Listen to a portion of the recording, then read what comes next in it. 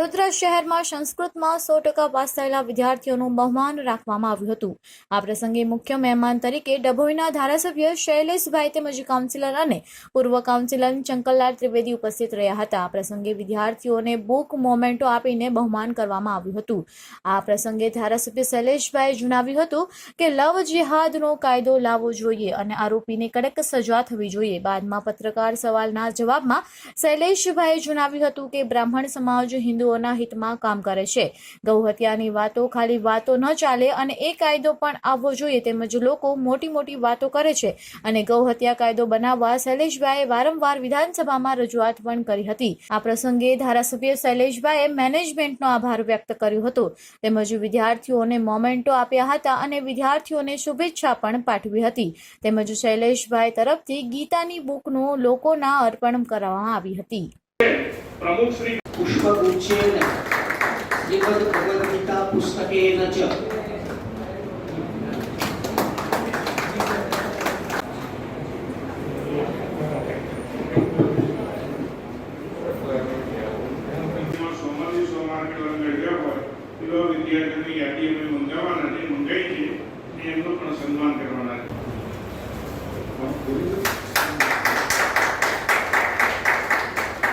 Chairman international ब्राह्मण parliament office के प्रमुख ब्रह्म समाज गुजरात लेवल चेयरमैन भाषा के लोग जे दूर રહ્યા છે અને આ દેવોની ભાષા કહેવાય, બ્રાહ્મણોની ભાષા કહેવાને અભિનંદન આપું છું, શુભેચ્છા પાઠવું છું અને તમામને આમાં સહયોગ આપીને સંસ્કૃત ભાષા ફરી જીવન તકોમાં સંસ્કૃતને જીવતી રાખવાનો જે પ્રયત્ન કરવામાં આવી રહ્યો છે અને એના માટે જે વિદ્યાર્થીઓને સન્માનિત કરવામાં આવ્યો છે એ સંસ્કૃત વિષય લેનાર 10મા ધોરણના વિદ્યાર્થીઓને પ્રોત્સાહિત કરવા માટેનો આ કાર્યક્રમ રાખવામાં આવ્યો છે।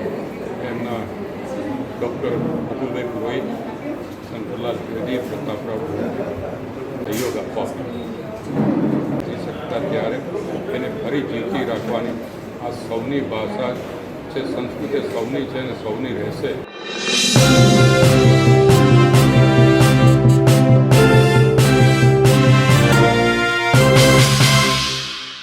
ઈડર તાલુકાના ગાંઠિયોલ ગામના મૂળ વતની જેતાવત જયદીપસિંહનું પશ્ચિમ બંગાળમાં ફરજ દરમિયાન આકસ્મિક મોત થતાં શહીદ જવાનના પાર્થિવ દેહને માદરે વતન લાવવામાં આવ્યો હતો।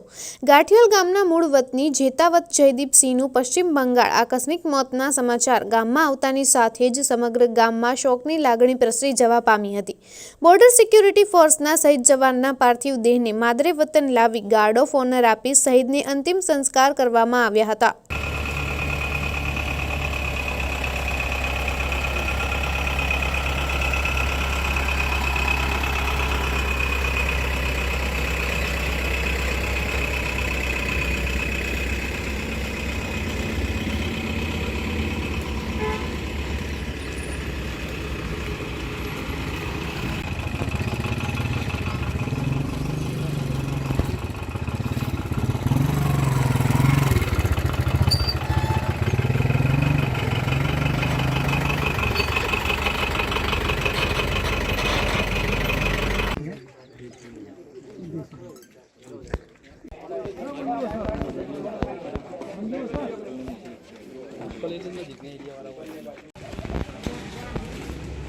राम बोलो भाई राम।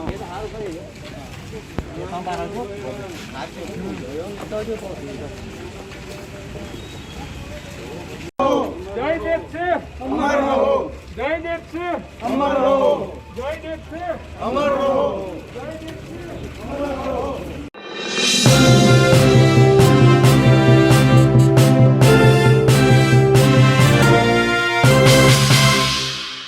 આગામી અષાઢી બીજના રોજ નીકળનારી ભગવાન જગન્નાથજીની રથયાત્રા નિમિત્તે બેઠક યોજાઈ। ઈડર રામદ્વારા ખાતે ભગવાન જગન્નાથજીની રથયાત્રાને લઈને એક બેઠકનું આયોજન કરાયું હતું। રામદ્વારા મંદિરથી નીકળનારી ભગવાન જગન્નાથજીની રથયાત્રાના રૂટ નક્કી કરવા બાબતે ઈડર ઉત્સવ સમિતિ અને પોલીસ દ્વારા સર્વે કરવામાં આવ્યો હતો, જે અંગેની સમીક્ષા બેઠક યોજાઈ।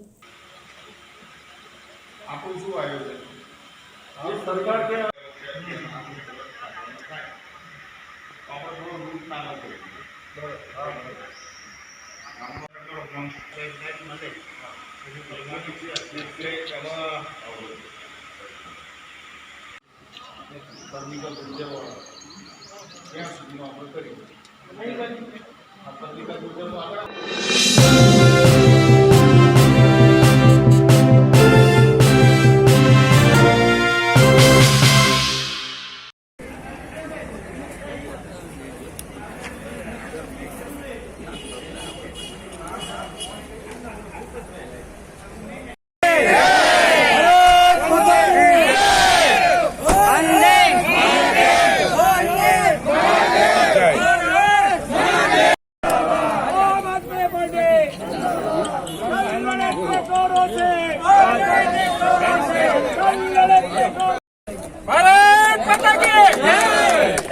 आम आदमी पार्टी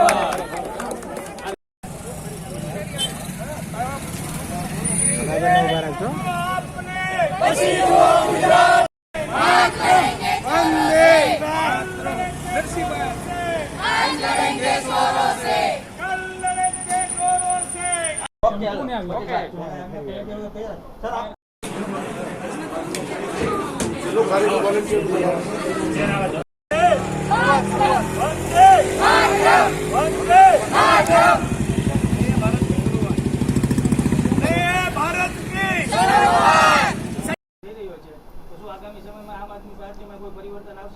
नहीं, क्यों आएगा?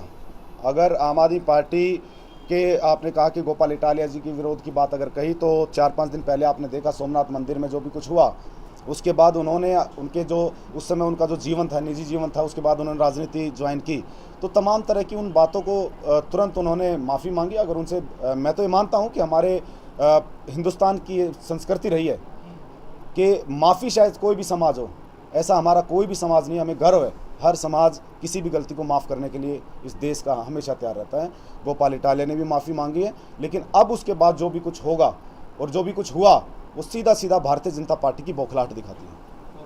में जाकर पार्टी को मजबूत करने का काम कर रहे हैं। अभी जन संवेदना मुलाकात का जो दौर सोमनाथ से शुरू हुआ था, आज उसका 6ठा दिन है। 13 तारीख को वो मुलाकात की जो यात्रा है वो भावनगर ज़िले में आएगी। 13, 14, 15 3 दिन लगातार यहाँ के ग्रामीण क्षेत्र के अंदर अलग अलग गांव में उस यात्रा के माध्यम से हम कोरोना पीड़ित परिवारों से मिल रहे हैं। जिस तरह से गुजरात सरकार ने कोविड के दौरान जो हालात गुजरात में पैदा हुए, गुजरात के अंदर जो मृत्यु हुई, उसके अंदर भी आंकड़ों को छुपाया गया, उन परिवारों को अकेला छोड़ा गया। हम उन गांव में जा जाकर लोगों से मिल रहे हैं, उन परिवारों से मिल रहे हैं, उनके दुख में सहभागी हो रहे हैं। गुजरात के 18,000 गांव, 8 महानगर पालिका के सभी वार्डों के अंदर हम तमाम उन परिवारों तक पहुंचेंगे अगले 2 महीने में जिनके परिवार में कोविड से मृत्यु हुई है। और जब 2022 में आम आदमी पार्टी की सरकार बनेगी तो उन परिवारों को उचित कंपनसेशन मुआवजा दिया जाएगा, ताकि उनकी ज़िंदगी में जो कोई कमाने वाला था जो आज इस दुनिया में नहीं रहा, उन परिवारों को सरकार कुछ राहत दे सके। तो आम आदमी पार्टी की सरकार 2022 में बनने जा रही है, उसके तुरंत बाद उन परिवारों को राहत पैकेज दिया जाएगा। तो आप सभी मीडिया बंधुओं का बहुत बहुत स्वागत भी है। आपका कोई क्वेश्चन है तो आप कर सकते हैं। देखा जाए तो अभी जिस तरह से बीजेपी अप है और आम आदमी पार्टी आ रही है, आपको किस तरह से कैसे काम करके आम आदमी एक पक्ष बनने जा रहा है तो गुजरात में सरकार बनेगी? सबसे बड़ी बात यह है कि भारतीय जनता पार्टी और कांग्रेस का जो दोस्ताना संबंध था, पिछले 27 साल का दोस्ताना संबंध मैं कह सकता हूं, और गुजरात की जनता ने भी देखा है 27 साल से कांग्रेस सिर्फ फॉर्मेलिटी कर रही है। कांग्रेस भारतीय जनता पार्टी को नहीं हरा सकती। कांग्रेस गुजरात के अंदर भारतीय जनता पार्टी की जेब में। कांग्रेस के जो टिकटें हैं, चाहे वो म्यूनसिपल कॉरपोरेशन की टिकट हो, चाहे वो एमएलएज की टिकट हो, तमाम जो टिकटें हैं वो कमलम में बैठ के तय होती है कि किस सीट से कांग्रेस का कौन सा लीडर लड़ेगा। यानी कि एक सिक्के के 2 पहलू है। 2022 का इलेक्शन सीधा भारतीय जनता पार्टी और आम आदमी पार्टी के बीच होने जा रहे हैं। और इस बार इस चुनाव के अंदर मैं पूरे गुजरात के अलग अलग ज़िलों में घूम रहा हूं। मैं पहले भी यहाँ पे काम कर चुका हूं और अभी भी करीबन 1 साल से काम कर रहा हूं। गुजरात के उन इलेक्शन को लेकर आम आदमी पार्टी गुजरात के सभी 33 ज़िलों के अंदर संगठन को बहुत तेज़ी के साथ आगे बढ़ाने के लिए काम कर रही है। गोपाल भाई इटालिया के नेतृत्व में, उनकी अध्यक्षता में आम आदमी पार्टी बहुत तेज़ी के साथ आगे बढ़ रही है।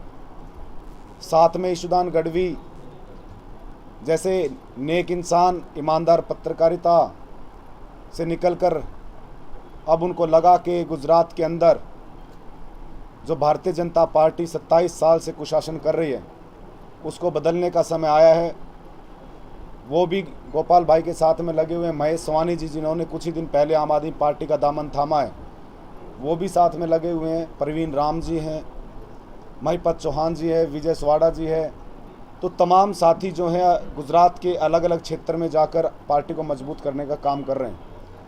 अभी जन संवेदना मुलाकात का जो दौर सोमनाथ से शुरू हुआ था, आज उसका 6ठा दिन है। 13 तारीख को वो मुलाकात की जो यात्रा है वो भावनगर ज़िले में आएगी। 13, 14, 15 3 दिन लगातार यहाँ के ग्रामीण क्षेत्र के अंदर अलग अलग गांव में उस यात्रा के माध्यम से हम कोरोना पीड़ित परिवारों से मिल रहे हैं। जिस तरह से गुजरात सरकार ने कोविड के दौरान जो हालात गुजरात में पैदा हुए, गुजरात के अंदर जो मृत्यु हुई, उसके अंदर भी आंकड़ों को छुपाया गया, उन परिवारों को अकेला छोड़ा गया। हम उन गांव में जा कर लोगों से मिल रहे हैं, उन परिवारों से मिल रहे हैं, उनके दुख में सहभागी हो रहे हैं। गुजरात के 18,000 गांव, 8 महानगर पालिका के सभी वार्डों के अंदर हम तमाम उन परिवारों तक पहुंचेंगे अगले 2 महीने में जिनके परिवार में कोविड से मृत्यु हुई है। और जब 2022 में आम आदमी पार्टी की सरकार बनेगी तो उन परिवारों को उचित कंपनसेशन मुआवजा दिया जाएगा, ताकि उनकी ज़िंदगी में जो कोई कमाने वाला था जो आज इस दुनिया में नहीं रहा, उन परिवारों को सरकार कुछ राहत दे सके। तो आम आदमी पार्टी की सरकार 2022 में बनने जा रही है, उसके तुरंत बाद उन परिवारों को राहत पैकेज दिया जाएगा। तो आप सभी मीडिया बंधुओं का बहुत बहुत स्वागत भी है। आपका कोई क्वेश्चन है तो आप कर सकते हैं। देखा जाए तो अभी जिस तरह से बीजेपी अब है और आम आदमी पार्टी आ रही है, आपको किस तरह से कैसे काम करके आम आदमी एक पक्ष बनने जा रहा है तो गुजरात में सरकार बनेगी? सबसे बड़ी बात यह है कि भारतीय जनता पार्टी और कांग्रेस का जो दोस्ताना संबंध था, पिछले 27 साल का दोस्ताना संबंध मैं कह सकता हूं, और गुजरात की जनता ने भी देखा है 27 साल से कांग्रेस सिर्फ फॉर्मेलिटी कर रही है। कांग्रेस भारतीय जनता पार्टी को नहीं हरा सकती। कांग्रेस गुजरात के अंदर भारतीय जनता पार्टी की जेब में। कांग्रेस के जो टिकटें हैं, चाहे वो म्यूनसिपल कॉरपोरेशन की टिकट हो, चाहे वो एमएलएज की टिकट हो, तमाम जो टिकटें हैं वो कमलम में बैठ के तय होती है कि किस सीट से कांग्रेस का कौन सा लीडर लड़ेगा। यानी कि एक सिक्के के 2 पहलू है। 2022 का इलेक्शन सीधा भारतीय जनता पार्टी और आम आदमी पार्टी के बीच होने जा रहे हैं। और इस बार इस चुनाव के अंदर मैं पूरे गुजरात के अलग अलग ज़िलों में घूम रहा हूं। मैं पहले भी यहाँ पे काम कर चुका हूं और अभी भी करीबन 1 साल से काम कर रहा हूं। गुजरात के अलग अलग ज़िलों में, ग्रामीण क्षेत्र में, शहरों में घूमा हूं। दबी जुबान में लोग जो हैं गुस्से में है और लोग दबी जुबान में कह रहे हैं कि इस बार भारतीय जनता पार्टी को हराना है, गुजरात की तस्वीर बदलनी है। मैं गुजरात के गाँव में गया हूँ, गुजरात की सड़कों की बदहाली देखी है। अभी मैं महुआ से भावनगर आया हूँ। आप यकीन मानना, आप ज़रूर अपने कैमरे लेकर जाएंगे। 27 साल का गुजरात के अंदर जो भारतीय जनता पार्टी का डेवलपमेंट की बात अगर ये करते हैं, इस रोड पर जाकर देखिएगा, जो स्टेट हाईवे है उसमें ये नहीं पता चल रहा कि सड़क में गड्ढे हैं कि गड्ढों में सड़क है। ये हालात गुजरात के गांव की। अभी कौन-कौन से मुद्दे लेकर आम आदमी पार्टी मैदान में उतरेगी? मैं कहना चाहता हूं कि आम आदमी पार्टी के सामने गुजरात की जनता मुद्दे रख रही है। मुद्दे हम तय नहीं करेंगे, गुजरात की जनता तय करेगी। गुजरात के अंदर चाहे निजी शिक्षा की बात करें, प्राइवेट स्कूलों की फ़ीस बेइंतहा बढ़ाई गई है।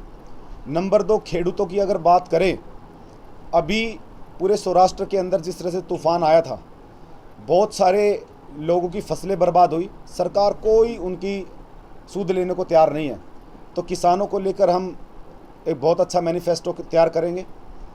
बिजली को लेकर बहुत बड़ी राहत आम आदमी पार्टी आने वाले इस असेंबली इलेक्शन में बिजली को लेकर हम बात करेंगे। अच्छे स्कूल और मोहल्ला क्लिनिक गुजरात के गांव-गांव तक मिले, उसके लिए हम प्रतिबद्ध रहेंगे। तो खास देखा जाए तो अभी जिस तरह से कांग्रेस भाजपा का विरोध कर रही है, रोड पे आके कर रही है, आम आदमी पार्टी ने अभी तक कोई विरोध नहीं किया। मुझे दो चार ऐसे फोटो वीडियो दिखाई जिसने कांग्रेस ने विरोध किया हो, कहीं गिरफ्तारियां दी हो। सब जगह होती है। नहीं, उनकी हिम्मत ही नहीं है, बोल रहे हैं महामारी इतनी बढ़ रही है, उनकी हिम्मत नहीं है। वो मुद्दा भी लेकर प्रदर्शन कहीं भी मैदान में नहीं आई आम आदमी पार्टी। महामारी को लेकर अगर बात करें, कोविड को लेकर करें या चक्रवात को लेकर करें, तो गुजरात प्रदेश की अकेली आम आदमी पार्टी है जो उससे विपरीत स्थिति के अंदर, आप सूरत में आप देखेंगे, आप सौराष्ट्र में देखेंगे, हमने कोविड सेंटर बनाया। हमारे सूरत के कॉरपोरेटर, हमारे वॉलंटियर इवन पूरे गुजरात के अंदर जो हमसे, क्योंकि हम सरकार में नहीं हैं, जो हमसे निजी तौर पर बन पाया, हमने लोगों की सेवा की है हर तरह से। चक्रवात के दौरान पहली पार्टी है जब हमारे प्रमुख गोपाल इटालिया जी तमाम हमारे संगठन के साथी गांव-गांव गए, जहां पर बिजली की व्यवस्था नहीं थी, जनरेटर लेकर वहां पे मदद की। तमाम तरह की मदद आम आदमी पार्टी के वॉलंटियर ने इस विपरीत स्थिति में, इस दुख की घड़ी में गुजरात की जनता की है। भावनगर जिले के अंदर भी हमारे लोग काम पे लगे हुए हैं। अभी भी हम गाँव-गाँव जाएंगे और अभी भी जा रहे हैं और पहले भी गए थे। अभी भी हम कोविड अपना जो ऑक्सीजन जांच केंद्र वो भी खोल रहे हैं। थर्ड वेव को लेकर लोगों को जागरूक भी कर रहे हैं और हर गांव के अंदर ऐसी डिटेल इकट्ठा कर रहे हैं ताकि हम परिवारों के डायरेक्ट टच में रहें। जिस तरह से WHO का कहना कि थर्ड वेव में बच्चों को ज़्यादा इफेक्ट होगा, तो हम उन परिवारों की भी डिटेल इकट्ठा कर रहे हैं ताकि हम अपना कॉल सेंटर खोल के, और पैरेलली सरकार कुछ नहीं कर पा रही, लेकिन जितना हमसे बेस्ट हो पाएगा हम जनता की सेवा करने को तैयार हैं।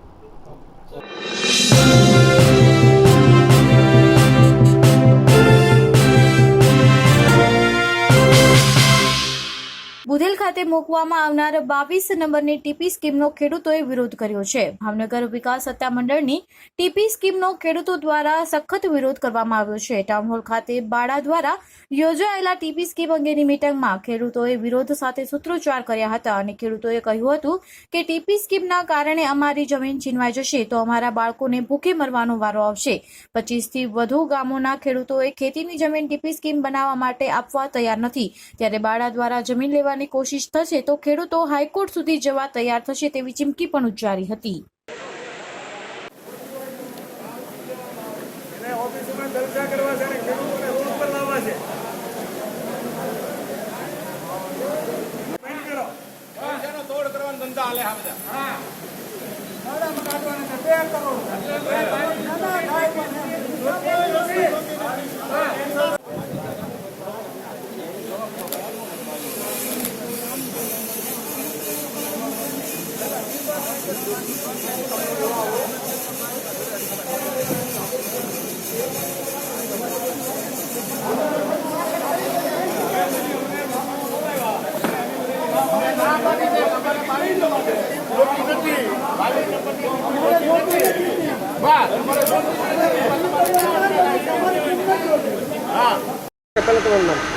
મારું નામ લગધીરસિંહ જોરુબા, મારું ગામ બુધેલ ગામનો ખાતેદાર ખેડૂત છું અને 2 દિવસ પહેલાં અમને શહેરી વિકાસ સત્તામંડળ દ્વારા નોટિસ મળેલી કે તમે લોકો અટલ બિહારી વાજપેયી ઓપન થિયેટર છે એની અંદર દરેક ખેડૂતો આવજો। એટલે અમે અહીંથી બુધેલથી લગભગ 200થી 500 જેટલા ખેડૂતો ભેગા થયા અને અહીંના આવેલા અધિકારીઓએ અમને જણાવેલ કે તમારી જે જમીન છે એમનો 40% હિસ્સો તમે આવી રીતે 22ની ટીડીપી સ્કીમ છે એમની અંદર આપો હોય। એટલે દરેક ખેડૂતે વિરોધ કર્યો અને બુધેલની અંદર દરેક નાના ખેડૂતો છે, હવે એમની જમીન છીનવાઈ જાય તો એ લોકોને આપઘાત કરવાનો વારો આવે। ખેતીની અંદરથી જે ગુજરાન ચલાવતા હોય એના માટે હવે શહેરી વિકાસ સત્તામંડળ દ્વારા જો આનો વિકાસ કરે તો ખેતીનો નાશ થાય અને ફળદ્રુપ જમીન છે એ જો આ સરકાર લઈ લેવા માગતી હોય તો એના માટે વિકાસ કરવો હોય તો બુધેલની અંદર 206 એકર જેટલી પડતર સરકારી પડતર જમીન પડી છે, એમની અંદર વિકાસ કરે તો એમને કોઈ જાતનો વાંધો નથી। પણ આ ફળદ્રુપ અને ઉત્પાદનવાળી જે જમીન છે એની અંદર આવી રીતે રિઝર્વ મૂકી અને આ જો 22ની સ્કીમ લાગુ કરે એના માટે સખત દરેક ખેડૂતોએ વિરોધ કરેલ છે અને અમે આનો વિરોધ કરીએ। આપનું નામ? મારું નામ રણછોડભાઈ વાલજીભાઈ જાજડિયા, ગામ બુધેલ। આજે એની મીટિંગ હતી અને આજે બાળાવાળાએ અમને મિટિંગ આપી હતી, બધા ખેડૂતોને નોટિસ આપી હતી કે આ તારીખે તમે હાજર રહેજો. એટલે અમે બધા અહીંયા હાજર થયા. અહીંયા એ લોકો સમજાવતા હતા કે તમે એવી રીતે આપો જમીન આપણે બાળામાં વિકાસ કરવા માટે, અને યોજના એક નગર રચના બનાવી છે. મેં અગાઉની જે અનુભવ એવો છે કે જ્યારે આવી રીતે ખેડૂતોની જે કિંમતી જમીન છે એમાં જ આ લોકોને વિકાસ કરવો છે. રોડ નીકળ્યો છે, રોડ કાંઠામાં જમીન ગઈ છે, હજી પૈસા પૂરા સૂક્યા નથી, અને બાળાને અહીંયા આયોજન કરી અને ખેડૂતોની જમીન છીનવી લેવી છે. અમે નાના ખેડૂતો છીએ, અમારું ગુજરાત એની ઉપર હાલે છે. તેમ છતાં આ અમારી ઉપર એક બેહારી દેવા માટે અત્યારે એમ કે અત્યારે અમારે જમીન નથી લેવી, ગોતી લેવી છે. અમારું કહેવું એમ છે કે દીકરી નાની હોય ને તો સાંડલો એમ કરીએ, જ્યારે પછી જુવાન થાય ને ત્યાં લગ્ન તો કરી લઈએ. આ તો એમ કહેવાય અમારે લેવી ક્યાં, તમે ખેતી કરી શકશો, એટલે અમે એનો વિકાસ ન કરી શકીએ, બીજે દઈ ન શકીએ, અને અમારા ભાવ આવે નહીં. આ લોકો એ નારીમાં પહેલાં જમીન લીધી હતી, આ જ યોજનાની છે, અને એ વેચવા કાઢી હતી. એટલે આ લોકો અમારી જમીન લઈ અને પૈસા બનાવવા માટે થઈ અને ખરીદી કરે છે. એટલે ગામ લોકો સખત વિરોધ કરે છે, અને આમાંથી કોઈ વિરોધમાં નથી, બધા વિરોધ જ કરે છે. કોઈ એની ફેવરમાં નથી કે અમારે જમીન દેવી છે, અને અમારે કોઈ પણ સંજોગમાં દેવાની થતી નથી. એ પહેલાં 487 એકર જમીન અમારી ટ્રાન્સપોર્ટ ઝોન માટે મૂકી હતી, કોઈએ માગી નહોતી. તોય ત્યારે ગામમાંથી કીધું 2 વીઘા 2,000 રૂપિયા કાઢો તો ટ્રાન્સપોર્ટ ઝોન કાઢી નાખી, નકર નહીં કાઢી. એટલે જ્યાં તમે આંગળી મૂકો, આગેવાન હોય ને કે આંગળી મૂકો, એ ન પણ કાઢી નાખી, બાકીના નંબરના પૈસા લેવા અમારે. એટલે એ ધંધો અમારે કરવો નથી. અમને ભાડા ઉપર બિલકુલ વિશ્વાસ નથી, અને અમે એને જમીન દેવા માંગતા નથી, એને વિકાસ કરવો અહીંયા કરે.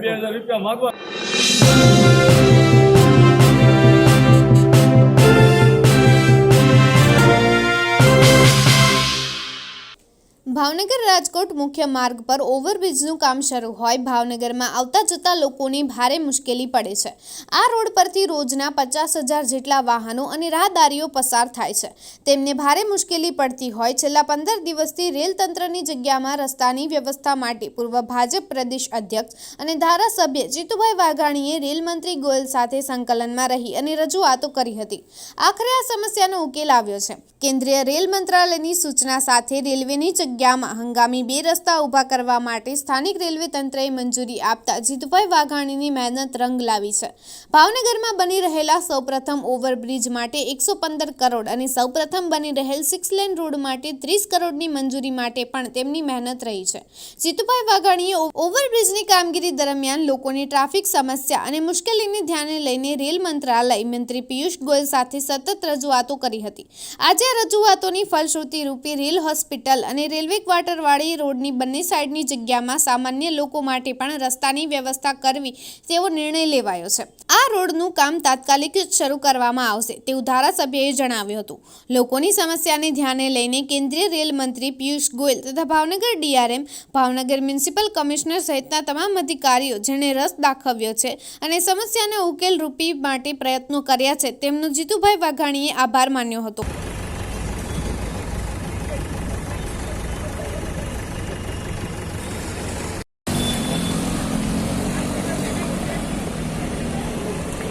લે લે લે લે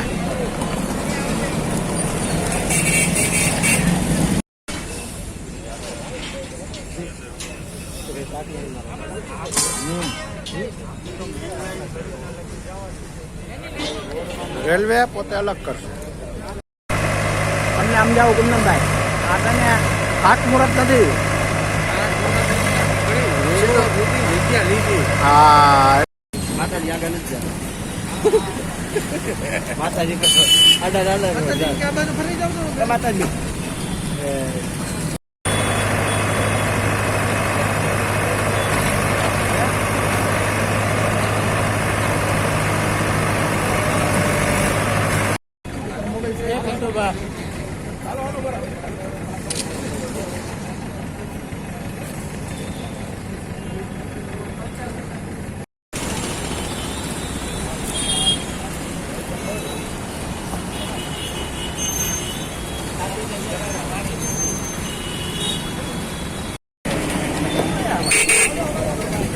સારું આવવા જોઈએ, ધુમાડા થાય ને.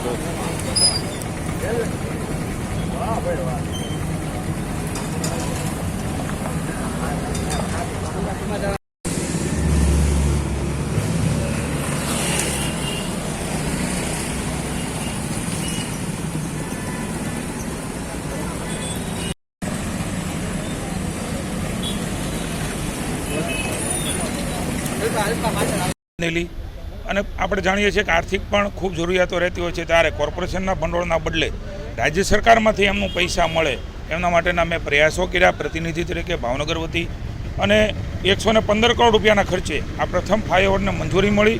સાથે સાથે નીતિનભાઈ મંત્રીશ્રી હતા જે તે વખતે વિભાગના, ત્યારે એમણે પણ લગભગ 30 કરોડ રૂપિયા એ 6 લેન આ ફ્લાયઓવર એ આરટીઓથી માંડીને દેસાઈનગર સુધીનો રહેવાનો છે, પછી 6 લેન રહેવાનું છે.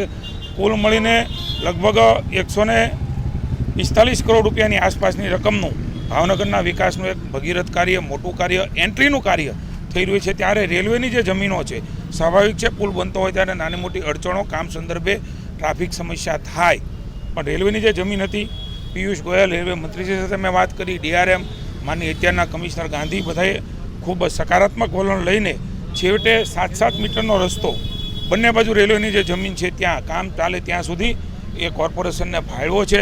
અને આજથી જ કોર્પોરેશનની ટીમે મેયરશ્રી વગેરેના નેતૃત્વની અંદર એ કામ પણ શરૂ કર્યું છે. ત્યાં રોડ પણ બની રહ્યો છે, અને જે રોડ ડેડ હતો, જે સર્વિસ રોડ હતો, એ રોડ પણ ખુલ્લો કરીને ઠેઠ દેસાઈનગર સુધીના બંને બાજુના રોડ એ કોર્પોરેશનના પણ ખૂબ મોટો રોડ એ નીચે બનશે. મને આનંદ છે કે એ કામ આજથી શરૂ થયું છે. પ્રશ્ન એ ટેકનિકલ કાયદાકીય હતો, એ સ્વાભાવિક છે, એમાંથી માર્ગ કાઢીને તમામ લોકોએ રસ્તો કાઢ્યો છે. રેલ મંત્રીનો આભાર માનું છું, ડીઆરએમ કમિશનરશ્રી બધાનો આભાર માનું છું, મેયરશ્રીના નેતૃત્વની અંદર પણ સમગ્ર ટીમે મહેનત કરી છે. ત્યારે સૌને અભિનંદન આપું છું. અને ભાવની જનતા માટે 50,000થી પણ વધારે લોકો રોજ અવરજવર કરે છે. હું નોકરી ધંધાની વાત કરું છું, રોજગારીની વાત કરું છું, જે અહીંયા નાના મોટા કારીગરો પોતાનું કુટુંબ રોજ પેટીયું ભરે છે, એવા રત્ન કલાકાર ભાઈઓ બહેનો એને પણ આમાં તકલીફ પડતી હતી. 108 હોય, એમ્બ્યુલન્સ હોય, એમને પણ મુશ્કેલી પડતી હતી. એ બધામાંથી હવે ધીરે કરીને થોડું કામ થાય ત્યાં સુધીમાં એ તમામ કામમાંથી એ હવે પ્રશ્નોમાંથી મુક્તિ મળવાની છે. અને પુનઃ એકવાર ભાવનગર એ જ રોડ ઉપર નવી સુવિધાઓ સાથે ધમધમતું થશે.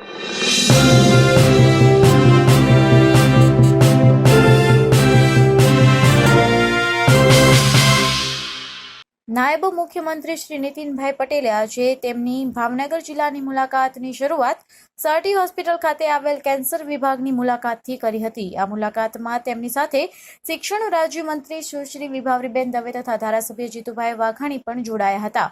કેન્સર વિભાગના કેન્સરની આધુનિક સારવાર માટે નવા વસાવવામાં આવેલા ₹25 કરોડના વિવિધ સાધનો ઉપકરણોનું તેમણે નિરીક્ષણ કર્યું હતું. તેમજ આધુનિક સારવાર સાધનો અંગે માહિતી કેન્સર હોસ્પિટલના તજજ્ઞ ડોક્ટરો પાસેથી મેળવી હતી. આજે જે સાધનો કેન્સર હોસ્પિટલમાં મૂકવામાં આવ્યા છે તેમાં CT scan, simulator, brachytherapy એટલે કે રેડિયોથેરાપી અને લિનિયર એક્સિલેટરનો ઉપયોગ છે. આમ સટી હોસ્પિટલમાં આ નવા સાધનો ઉપકરણો આવવાથી ભાવનગર શહેર અને જિલ્લાના નાગરિકોને કેન્સરની અતિ આધુનિક સારવાર સ્થાનિક સ્તરે જ ઉપલબ્ધ બનશે તેવો વિશ્વાસ નાયબ મુખ્યમંત્રીશ્રીએ વ્યક્ત કર્યો હતો. આ મુલાકાત વેળાએ તેમની સાથે કલેક્ટર શ્રી યોગેશભાઈ નીરગુડે તેમજ જિલ્લા વિકાસ અધિકારી doctor Prashant Jilova, in charge superintendent doctor Nilesh Parekh તેમજ વિવિધ વિભાગોના વડાઓ અને મેડિકલ સ્ટાફ ઉપસ્થિત રહ્યો હતો.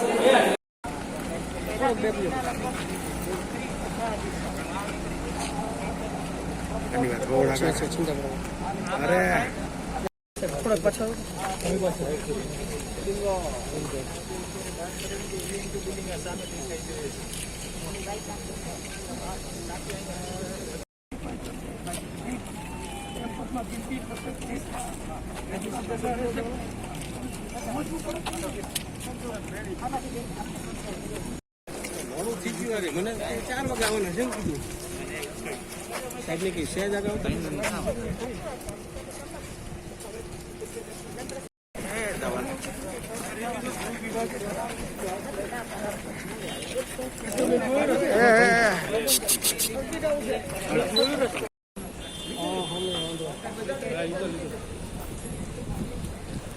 વિશ્વાસ છે એ રીતના બધા નુકસાન હોય તો જ આપણે તમે એવું કહો છો કે બધા પેશન્ટને ફેરવીને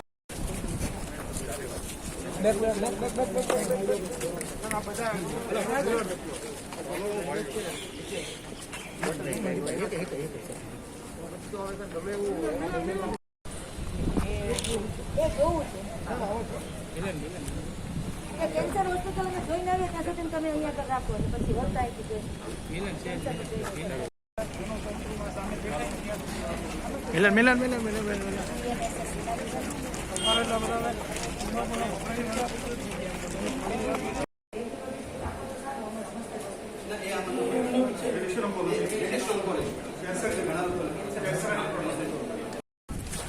અને એની અસર જે થઈ ને એટલે માટે મિલન બેક બી અખવાલ બધા પાછા આવ્યો એવું માનતા હતા કે કર્ટિંગના હોસ્પિટલને એવી ચિંતા કરો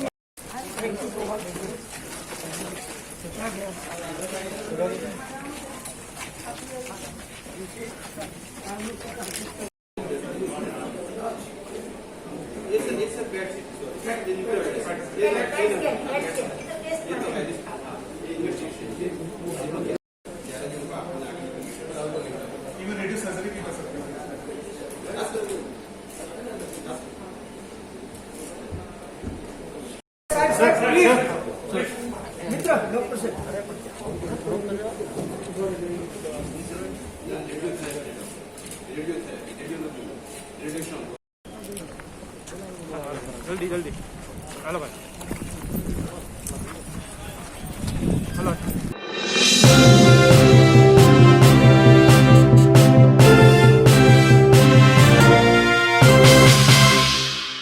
નાયબ મુખ્યમંત્રી તથા આરોગ્ય મંત્રી નીતિન પટેલ શનિવારે બપોરે વલભીપુર શહેરની ઉબડક મુલાકાતે આવ્યા હતા, જ્યાં પાર્ટી કાર્યકર્તાઓ સાથે અપલક વાતચીત કરી અને ભાવનગર પહોંચવામાં મોડું થતું હોવાનું જણાવી મીડિયાકર્મીઓને મળ્યા વિના બારોબાર જતા રહેતા લોકોએ આશ્ચર્ય અનુભવ્યું હતું.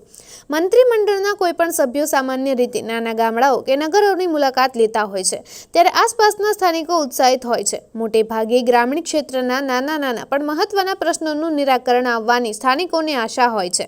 નાની મોટી સમસ્યાઓ તરફ મંત્રીજીનું ધ્યાન દોરવા માટે મીડિયાકર્મીઓ પણ અગ્રેસર હોય છે. જોકે શનિવારે નાયબ મુખ્યમંત્રી તથા આરોગ્ય મંત્રી એવા નીતિન પટેલ વલભીપુરની અણછડતી મુલાકાતે આવ્યા હતા, પણ આરોગ્ય વિષયક પ્રશ્નોના જવાબ આપ્યા વિના મોડું થતું હોવાનું બહાનું કરી જતા રહ્યા હતા, જે બાબતે લોકો નિરાશ થયા હતા. ખાસ કરીને સ્થાનિક કાર્યકર્તાઓએ વલભીપુર સરકારી હોસ્પિટલની ખંડેર જેવી હાલતની વિસ્તૃત રજૂઆત કરવાની કોશિશ કરી હતી.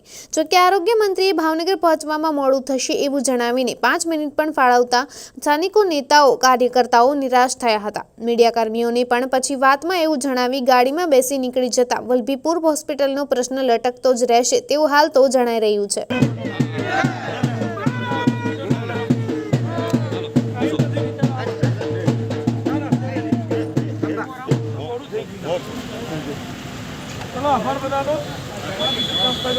આગળ બીજું મારે ગયા હતા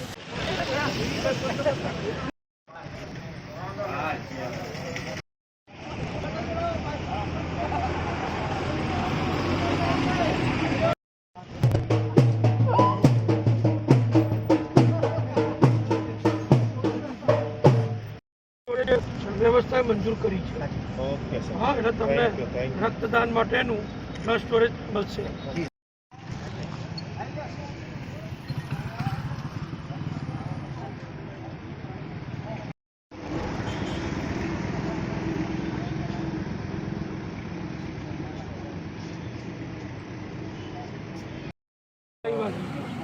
બીજી વાર સ્પેશિયલ આવીશ. નવું કરીએ છીએ ને. હા, અને તમને ટ્રસ્ટ